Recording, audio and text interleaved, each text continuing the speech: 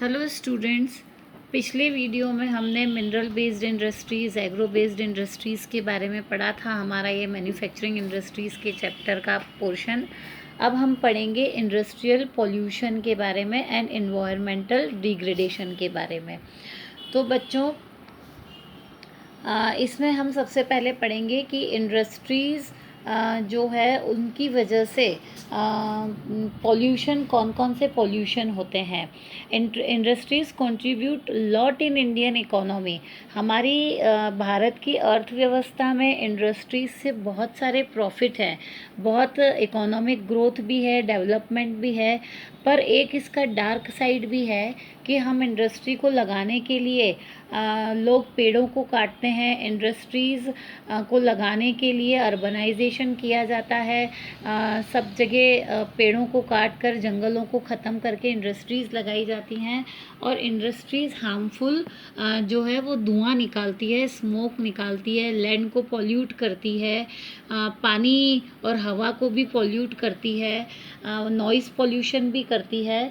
तो इन सब चीज़ों को हम ओवरलुक नहीं कर सकते हैं।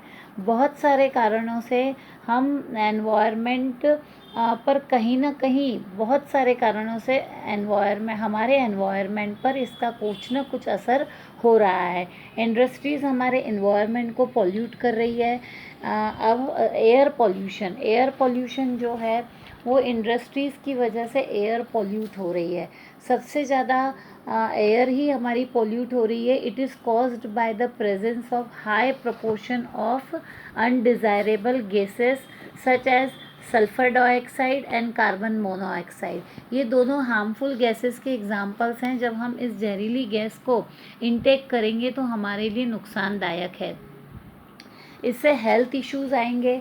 दूसरे लिविंग ऑर्गेनिज्म पर भी नेगेटिव इफ़ेक्ट पड़ता है। हवा में फाइन डस्ट पार्टिकल्स होते हैं जिनको पर्टिकुलेट मटेरियल्स कहा जाता है।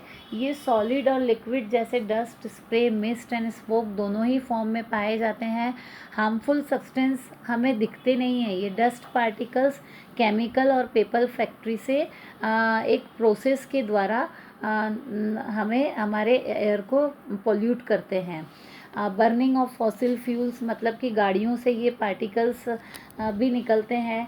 ब्रिकलिन्स, ईंट के जो भट्टे होते हैं, आपने देखा होगा कि भट्टों के अंदर आग लगाकर ईंटों को पकाया जाता है, तो उसमें पता नहीं क्या क्या डाला जाता है और फिर आग लगाई जाती है। उससे भी बहुत एयर पॉल्यूशन होता है। रिफाइनरीज एंड स्मेल्टिंग प्लांट्स, ये सब जो धुआं निकालती हैं वो बहुत ही जहरीला होता है, नुकसानदायक होता है। इन सबको हम रोज़ के प्रोसेस में, ये सब हमारी रोज़मर्रा की ज़िंदगी में हमारे लिए नुकसानदायक है।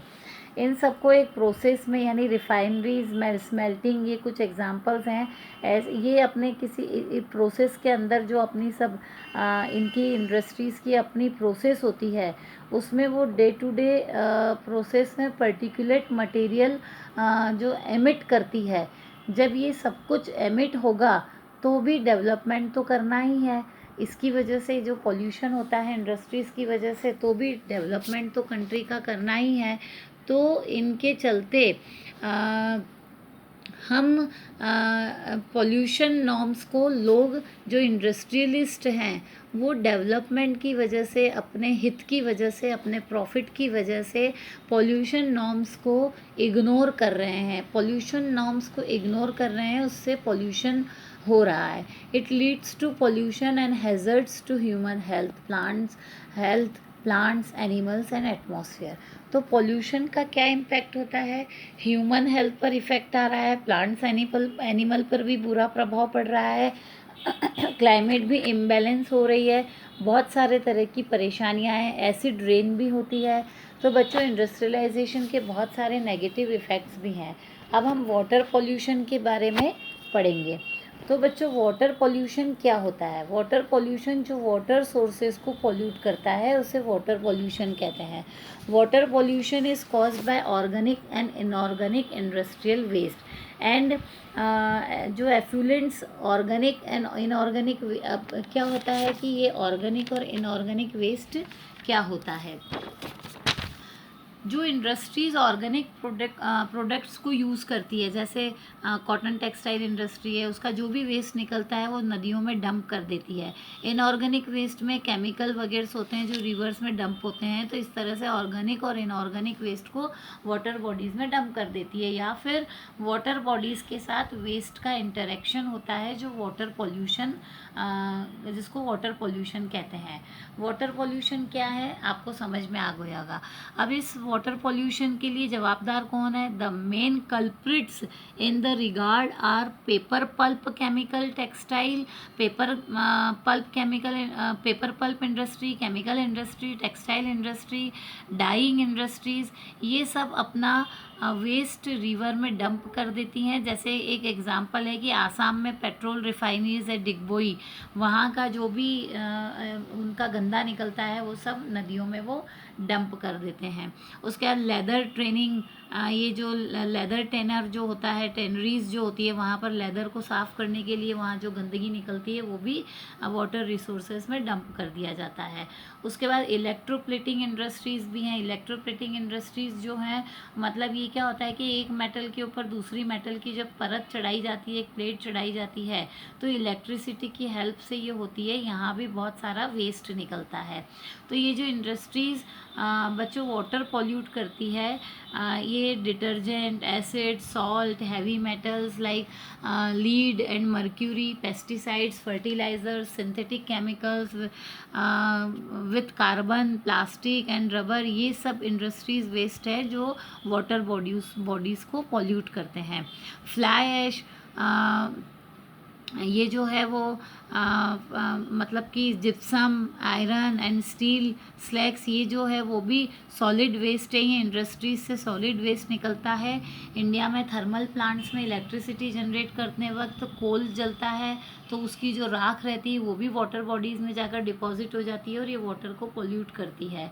अब बच्चों हम नेक्स्ट पढ़ेंगे थर्मल पॉल्यूशन। थर्मल शब्द से मतलब है कि हम फ्यूल्स और फॉसिल फ्यूल्स को जलाकर एनर्जी प्रोड्यूस करते हैं, हीट प्रोड्यूस करते हैं। When hot water from factories and thermal plant is drained into rivers, ponds before cooling it causes water pollution. Industries plant के द्वारा, मतलब जो प्लांट्स हैं इंडस्ट्रीज, जो बड़ी बड़ी इंडस्ट्रीज, इंडस्ट्रियल प्लांट्स होते हैं, उसके द्वारा गर्म पानी जब निकाला जाता है, छोड़ा जाता है, डिस्चार्ज किया जाता है, तो वो नदी में डंप हो जाता है। इस पानी के साथ हार्मफुल जहरीले केमिकल्स भी जाते हैं, सब्सटेंस भी जाते हैं। पानी भी अलग अलग टेम्परेचर का होता है, तो पानी में रह रहे जीव जंतु पर ख़राब इफ़ेक्ट पड़ता है, वो मर जाते हैं। साथ ही साथ जहरीले सब्सटेंस भी होते हैं, इसके हाईली इम्पैक्ट हो सकते हैं। वेस्ट डंप जो रहता है वो बहुत हाईली टॉक्सिक का होता है। न्यूक्लियर पावर प्लांट से भी बहुत टॉक्सिक वेस्ट निकलता है, और जब इनको डंप किया जाता है तो थर्मल पॉल्यूशन तो करता ही है, उसी के साथ दूसरे भी ख़राब इम्पैक्ट्स पड़ते हैं। It leads to cancer, birth defects and miscarriages, और साथ ही साथ एक्वेटिक लाइफ पर भी इसका इफ़ेक्ट पड़ता है। इसके एजेंट्स कौन है? थर्मल पावर प्लांट के nuclear power plant and industrial power plant, ये सब अपने वेस्ट को वाटर में डंप कर देते हैं। सॉइल और वाटर पॉल्यूशन के बीच में क्लोज रिलेशन है। कैसे? When you are dumping waste on soil, जैसे ग्लास, कांच, हार्मफुल केमिकल्स, इंडस्ट्रियल इफ्लुएंट्स, तो पैकेजिंग, सॉल्ट एंड गार्बेज, इन सबको ज़मीन पर भी डाल रहे हैं, तो सॉइल पॉल्यूशन के साथ साथ वाटर पॉल्यूशन भी होगा। इसमें वेस्ट पार्टिकल्स को डंप कर दिया जाता है मिट्टी के अंदर, और जब बारिश होती है तो बारिश के साथ ये सारा वेस्ट पार्टिकल, जहरीला वेस्ट पानी के साथ अंदर ज़मीन में एब्जॉर्ब हो जाता है और अल्टीमेट ग्राउंड वाटर में मिल जाएगा, और उसी की वजह से ज़मीन का पानी भी कंटामिनेट हो जाता है। सॉइल भी पॉल्यूट हो रही है और अंडरग्राउंड वाटर भी पॉल्यूट हो रहा है। अब हम पढ़ेंगे नॉइज़ पोल्यूशन के लिए। तो नॉइज़ पोल्यूशन, ये लास्ट पोल्यूशन है इंडस्ट्रियल पोल्यूशन का। नॉइज़ पोल्यूशन एक विजिबल पोल्यूशन नहीं है, पर इसका इफ़ेक्ट आपकी रियल लाइफ पर पड़ता है। जब अनडिज़ायरेबल लेवल पर आवाज़ आपके कानों तक पहुंचती है तो भी एक तरह का ये पोल्यूशन होता है।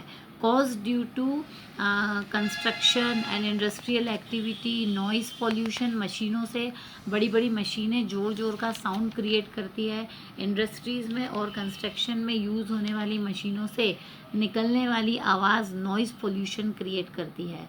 इसके इम्पैक्ट जब आप समझेंगे तो समझ में आएगा कि इसको कंट्रोल करना क्यों ज़रूरी है। इससे हियरिंग इम्पेयरमेंट होगी, मतलब कम सुनाई देगा, हार्ट रेट बढ़ती है, ब्लड प्रेशर बढ़ता है, ब्लड प्रेशर की बीमारी होती है, और उसके बाद unwanted sound is source of stress and stress का कारण बनता है, resource of lack of concentration, concentration नहीं हो पाता है। अब हमारे सारे पॉल्यूशन अब हम पढ़ चुके हैं, अब हम पढ़ेंगे कि कैसे एनवायरनमेंट को कंज़र्व किया जा सकता है। तो बच्चों, हमने अभी तक इंडस्ट्रीज़ के कितने सारे नेगेटिव इम्पैक्ट थे एनवायरनमेंट के ऊपर, इसका कंट्रोल भी किया जा सकता है। बच्चों, every litre of water, waste water pollutes 8 times of fresh water. मतलब अगर 1 लीटर गंदा पानी है तो वो 8 लीटर फ्रेश वाटर को पॉल्यूट करता है। तो आप सोचो कि इंडस्ट्रीज़ दिन भर में कितना गंदा पानी निकाल के वाटर सोर्सेस में डंप करती है, तो वो जितना पानी निकालती है उससे 8 गुना फ्रेश वाटर गंदा होता है। तो इस पॉल्यूशन को रोकने के लिए कुछ सजेशंस दिए गए हैं। Minimise use of water for processing by reusing and recycling. उसके बाद में इंडस्ट्रीज़ में चीज़ों को प्रोसेस करने के लिए पानी की ज़रूरत होती है, जैसे जूट को वॉश किया जाता है, उसके बाद उस पानी को डंप करने की बजाय ऐसा मैकेनिज़्म किया जाए जिससे उस पानी का रीयूज़ हो सके, उसी पानी को रीयूज़ करके रिसाइकल करें। Rain water harvesting to meet our requirements. बारिश के पानी को आज के अर्बनाइजेशन में कहीं एब्जॉर्ब होने की जगह ही नहीं बची है, क्योंकि सड़कें भी सब कंक्रीट की हो गई हैं। तो वाटर हार्वेस्टिंग करना चाहिए ताकि पानी वेस्ट न जाए। आपकी छत पे जो बारिश का पानी आता है उसको भी हार्वेस्ट किया जा सकता है। Treating hot water and effluents before releasing them in river and ponds. गर्म पानी को कहीं डंप करने के पहले उसको ट्रीट करने के बाद डंप किया जा सकता है।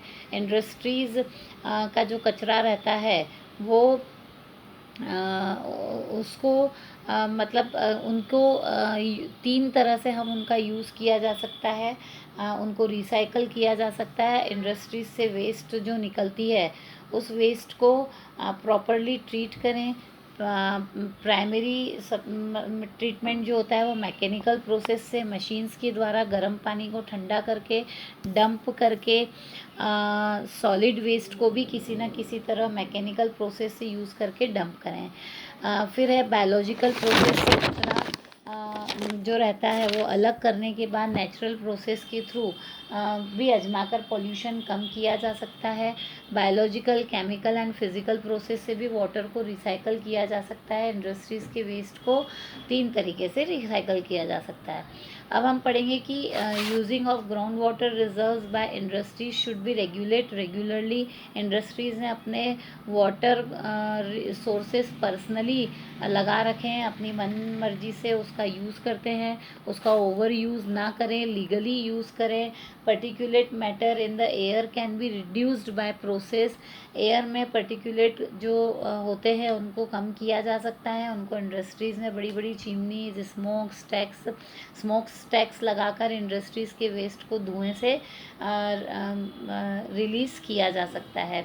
उस चिमनी में इलेक्ट्रोस्टैटिक प्रिसिपिटेटर्स लगाया जा सकता है। ये एक तरह की इलेक्ट्रिक मशीन होती है जिससे धुआं जो पास होता है उस इलेक्ट्रिक मशीन के करंट से वो डस्ट पार्टिकल जो है उसमें लगी प्लेट्स पर गिर जाएंगे और सिर्फ धुआं ही बाहर निकलेगा, बाकी पार्टिकल्स जो हैं वो उस मशीन में ही उसकी प्लेट पर चिपक जाएंगे। फैब्रिक फ़िल्टर लगा के स्मोक स्टैक्स में फैब्रिक फ़िल्टर को लगाकर भी एयर पोल्यूशन कम किया जा सकता है।